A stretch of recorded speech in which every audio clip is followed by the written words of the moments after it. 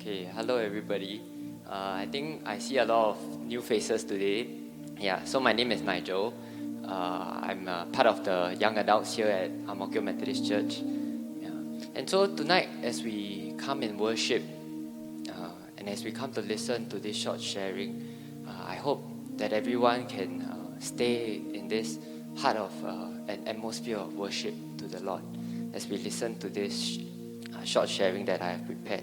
So today I'll be actually sharing on these two keys to becoming a true worshipper. Yeah. So the first key is actually passion. In 1 Chronicles 16, 28 to 29, it says, "Ascribe to the Lord, all you families of nations. Ascribe to the Lord glory and strength. Ascribe to the Lord the glory due his name. Bring an offering and come before him. Worship the Lord in the splendor of his holiness." What is passion? Passion is a focused desire in our hearts for something or someone. A true worshipper, what he does is that he intently seeks to ascribe to God the glory and honor due to him, and to exalt him above all. And so as we do so tonight here in worship, we become more and more aware of God's greatness and awesomeness. And so this leads us to a deeper surrender of our lives. As we come in worship, the fitting sacrifice that we bring before God is not just the praises of our lips, but the rights of our lives. Tonight, as we come in worship, are we seeking with a passion in our hearts? Or are we sightseeing with no purpose in our hearts?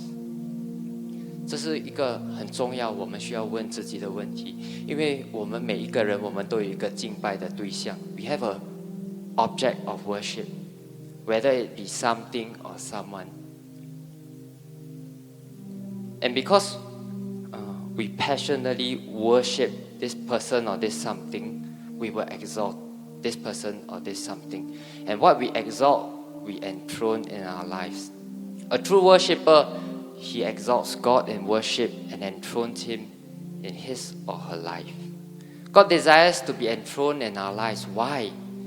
Because only when he rules rightfully in our lives and in our hearts, then it brings true victory in our lives. So we see this in a true worshipper in the Bible. Can you think about who this might be?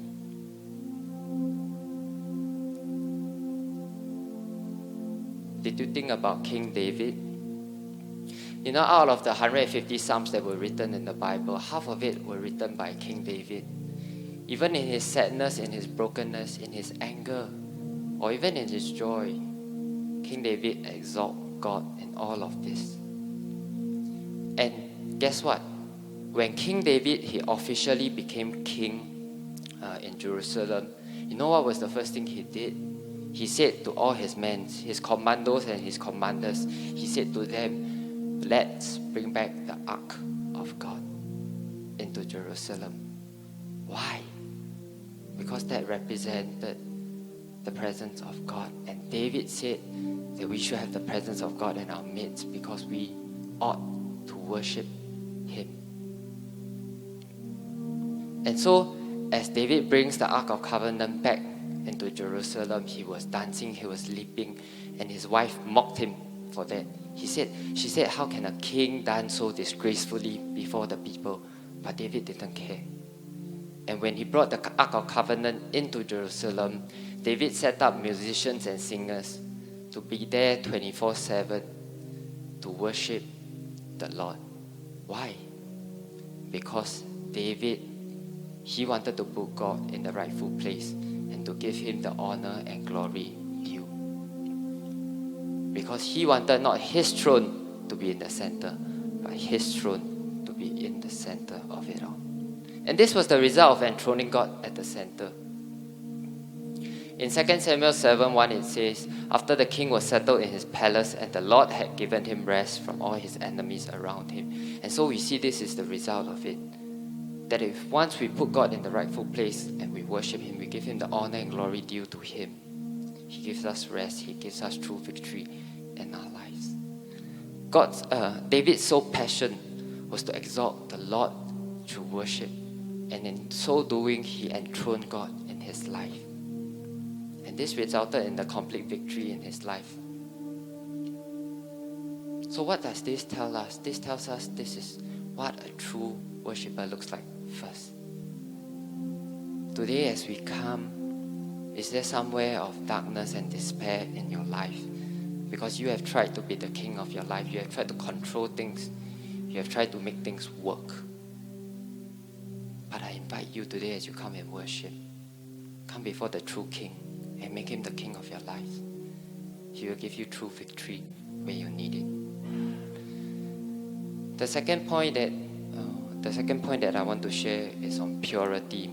Psalms 24, 3-4 says, "Who may ascend the mountain of the Lord? Who may stand in his holy place? The one who has clean hands and a pure heart, who does not trust in an idol or swear by a false god." A true worshipper not only desires to enthrone God, but he or she desires to encounter God. Because true worship is not just the praises of our words, but it's the purity of our ways before the Lord. Not just to sing about Christ, but to live like him in the everyday of our lives. And our ways can never really change until we truly meet and encounter God. Think about it, the 12 disciples. There was a traitor in between them who worked very hard for money, who could betray his own people for money. But he changed after he met Jesus. There were fishermen that were uneducated. They didn't know much, but their lives totally changed after they met Jesus. They turned the world upside down for Jesus. There were people with fiery tempers that wanted to burn down the place. But then he became the apostle of love after he met Jesus. Moses' life changed also at the burning bush after he encountered God. Jacob, after he wrestled with God in the night, his life changed. We need an encounter with God. We need to meet God. But who can meet God and worship? It says, those who have clean hands and a pure heart. So what's the difference? You see down here, it says clean hands and pure hearts. Can you do this with me? Clean hands and pure heart. Do it once more. Clean hands, pure heart. What's the difference? Clean hands is on the outside. Pure heart is on the inside. Cleanliness refers to the holiness without on the outside. But purity refers to the cleanliness on the inside, within you. A lot of us, we judge other people or even by ourselves.